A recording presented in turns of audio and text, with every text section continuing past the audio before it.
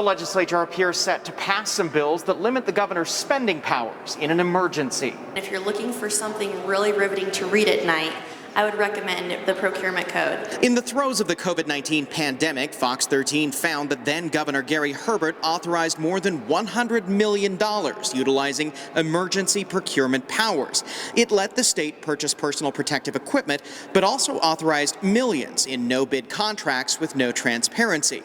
There was a stockpile of hydroxychloroquine that was ultimately refunded, and multi-million-dollar tech contracts. As you've reported on, right, some of those things you look at and you wonder, was this really urgent? Did it really need to happen? And should the length really be a year for a contract when it's an emergency?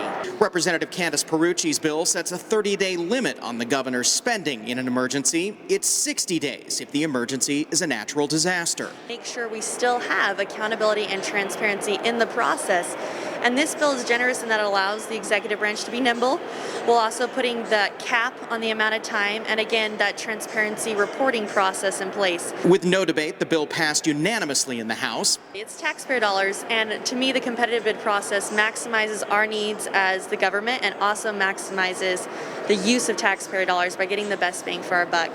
Representative PIERUCCI says she's been working with the new governor, who today signaled his support for the bill. Certainly in an emergency and early in an emergency, it will always be imperative that we have that ability, but we have no problem working closely with them that over time then we go through the normal procurement processes. The bill now goes to the Senate for consideration. Now another bill is also in the works here on Capitol Hill that would set a cap on how much a governor can spend using emergency procurement. That bill is scheduled to be heard in a House committee tomorrow. On the Hill, Ben Winslow, Fox 13 News, Utah.